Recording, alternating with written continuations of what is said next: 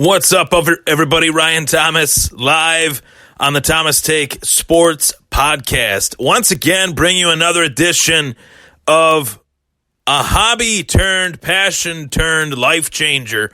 This podcast for me the last 4 years has really opened up so many doors for me. I'm so thankful this holiday season, this Thanksgiving.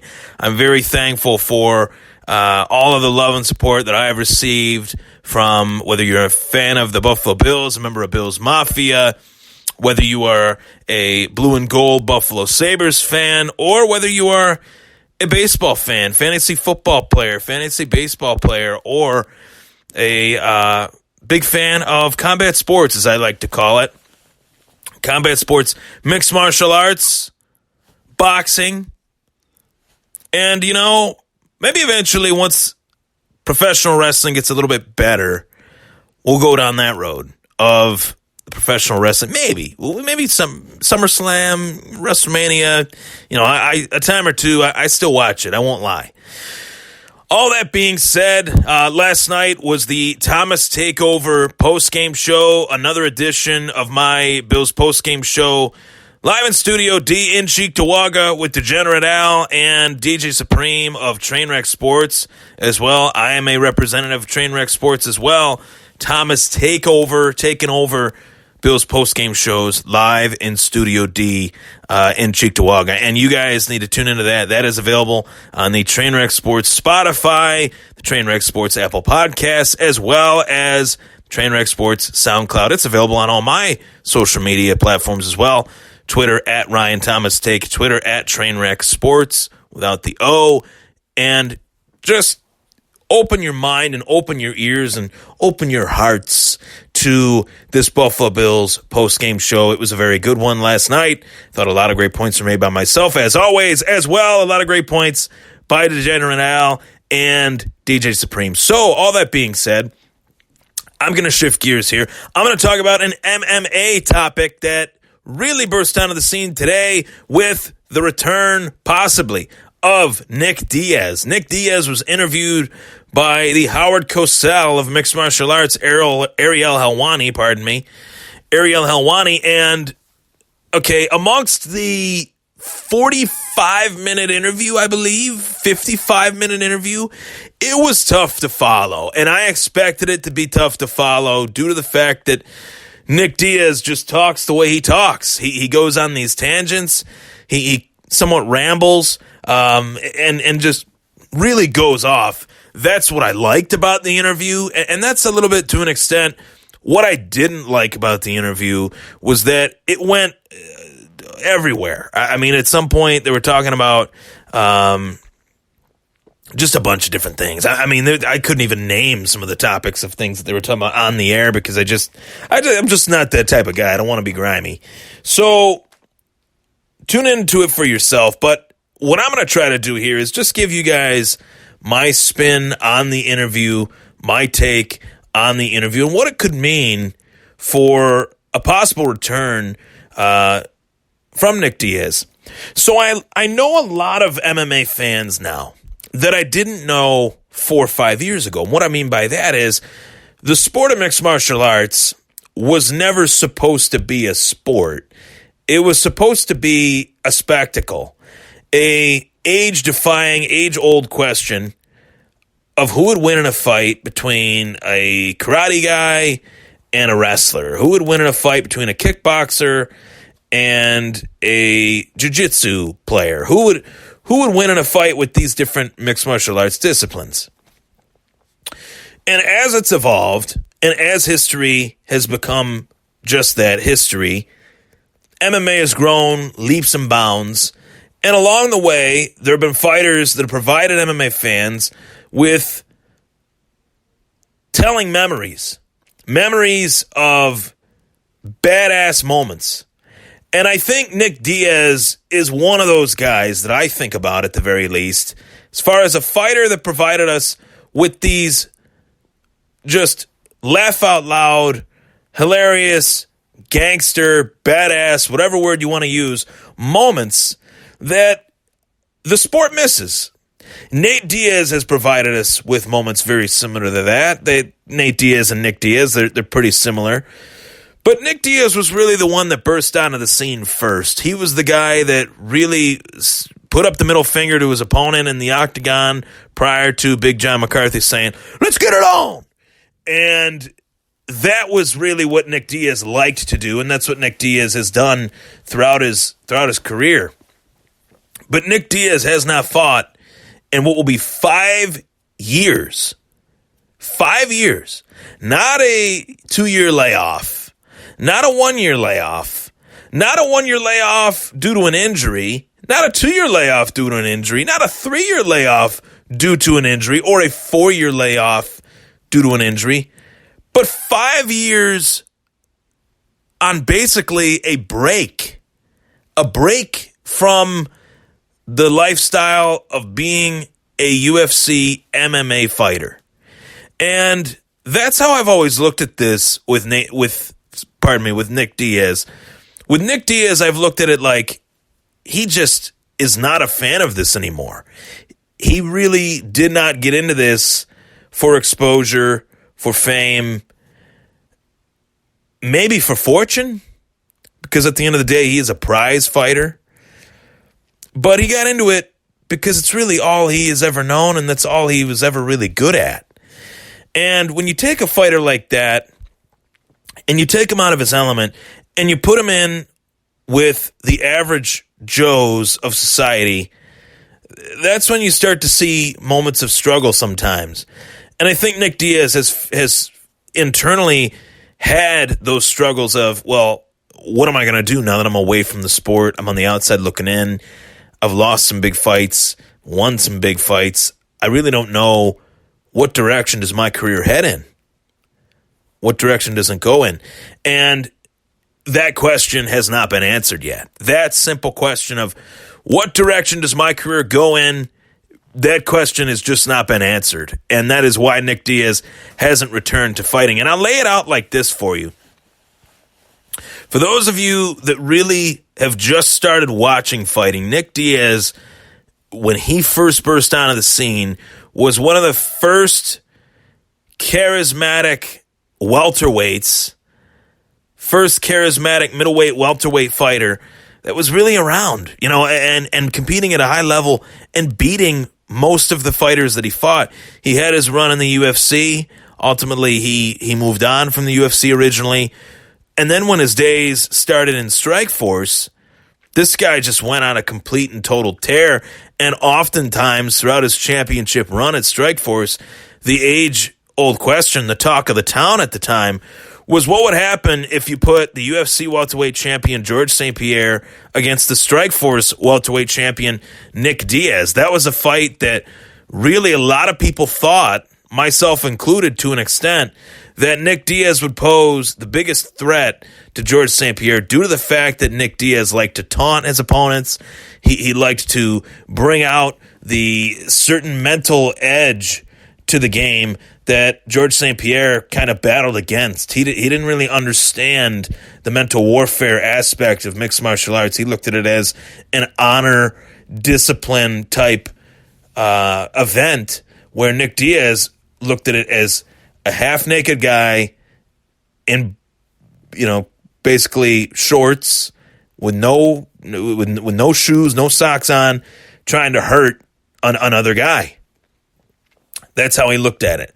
Very primal fighter in his day.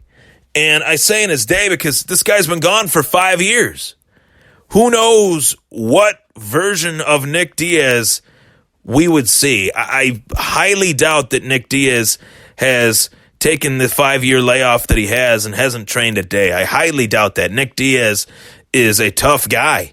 Nick Diaz, I will also say in this interview, looked like he was in pretty decent shape.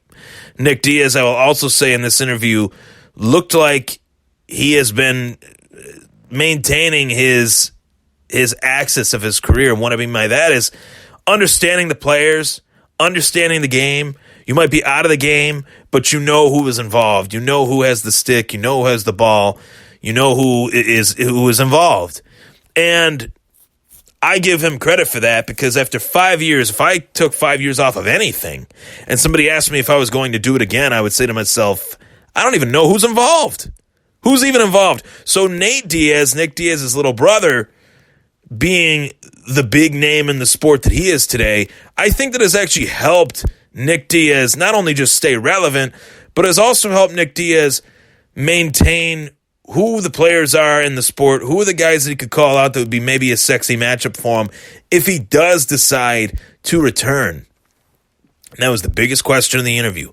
Will Nick Diaz make a comeback? Will he fight again? And, you know, I would like to think he does. But after 5 years off, after fighting the best of the best, and ultimately losing to the best of the best, I think that it's a lot easier said than done to just say, "Hey," you know, I think it's a lot easier to say, "Hey, let's make that comeback. Let's go about our business and make that comeback."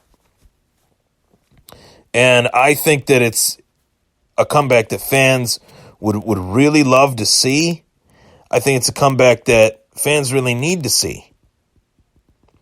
And Nick Diaz made a lot of interesting points.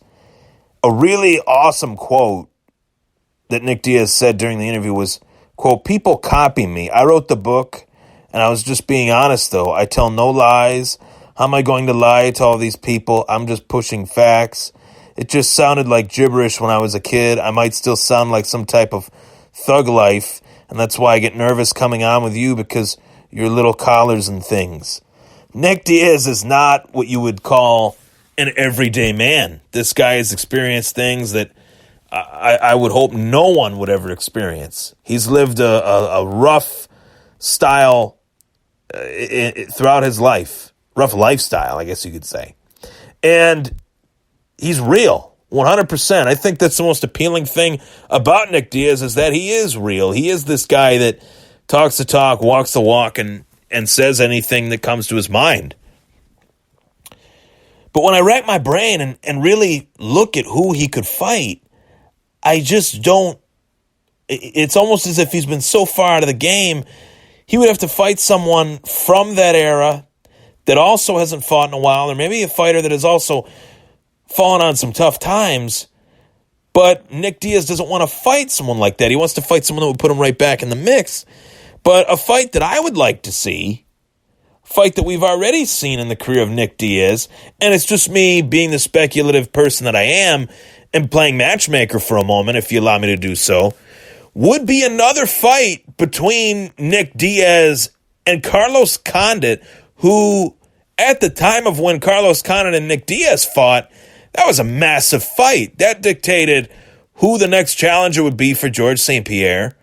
And it also was a fight that a lot of people really wanted to see at the time. You have to understand, as an MMA fan, the UFC, Strikeforce, the WEC were three organizations within the sport that owned talent. Three, not two, like today with the UFC and Bellator. I guess you could throw one championship in there as well. But these three organizations were really at their peak in that moment. UFC is more popular now than ever, but I'm saying peak as far as popularity at that time. All three of them were firing on all cylinders. That's rare. One championship is not quite there yet. Bellator, they're really pushing it. I love a lot of people that work there. I know a lot of people that work within Bellator that are really awesome people, but they're just not there yet either. But UFC, Strikeforce, and WEC, I think you can honestly say that popularity-wise, they were all within striking distance of one another, and ultimately the UFC absorbed Strikeforce and the WEC for those reasons. They had talent. They were very similar to the UFC in the way they structured things. They brought in similar talent. It was just at that time, Strikeforce couldn't stay afloat. WEC couldn't stay afloat. But where I'm getting to with this before I go off topic, as I might have already gone off topic, Nick Diaz was a big name in Strikeforce. Carlos Condit was a massive name in the WEC. Putting those guys together only made sense. Putting those guys together one time, two times, three times makes sense because they have very conflicting skill sets that produced fireworks in a fight. That was a fun fight. It was an awesome fight. And it's a fight that I would like to see again. You know, Carlos Condit has fallen on some tough times. He's had some losses. But would anyone really care about that? It's almost as if the losses would kind of be overshadowed by the return of Nick Diaz and by the results of their first fight, which was a very controversial decision. With a win over Carlos Condit, would it put Nick Diaz in title contention? No, but it would erase a crucial loss in his career. With a win over Nick Diaz again, I think Nick Diaz is still a name. That would help Carlos Condit get back into the swing of things. So that's just a fight that I offer you guys as MMA fans to kind of educate some of the new MMA fans that weren't around 5 years ago. I know a lot of people aged 22, 26 that 5 years ago they didn't watch the sport of MMA. They're trying to get into it a little bit now. Well, Nick Diaz, another fighter that I think is someone that you could definitely get into. You know, especially if you have really gotten into the sport, I guess, the last 5 years, as I alluded to. Nate Diaz will probably most definitely greatly help the prospects of new fans joining the Nick Diaz army, if you will. So I think that this story is one to really keep our eye out on. The fact that Nick Diaz was supposed to fight Jorge Masvidal back at UFC 235, 231, 232, I believe, and Jorge Masvidal ended up fighting Darren Till, and that really started this whole process of Jorge Masvidal taking over mixed martial arts and becoming a big star in his own right. So that's a fight that maybe that'll still happen. Maybe Nick Diaz will avenge his brother Nate. Only time will tell. But nonetheless, Nick Diaz, a fun fighter to watch, very talented fighter, and I feel for the MMA fans because I felt these last 5 years we've missed out on Nick Diaz. Nick Diaz should still be fighting. Nick Diaz should still be competing at a high level, but he decided to take a break, and that break turned into a 5-year layoff. The weirdest part about this whole thing is that Nick Diaz was originally suspended for 5 years for cannabis use, and he contested the suspension, was only suspended for 18 months, and ultimately he's been out of the game for 5 years. So all in all, that stuff didn't even really matter. It is what it is. Nick Diaz, please come back, man. We miss you. We need you back. We'd love to have you back. Let's see you get back in the octagon. Maybe, you know what, another fight that I'd like to see with Nick Diaz as well, Robbie Lawler too. That's a fight that people would want to see. That's a rematch that Robbie Lawler would want back. I think that would make all the sense in the world as well. Either Carlos Condit or Robbie Lawler. Make it happen. Or maybe even Ben Askren. Let's have some fun. We'll see. Take care, everybody.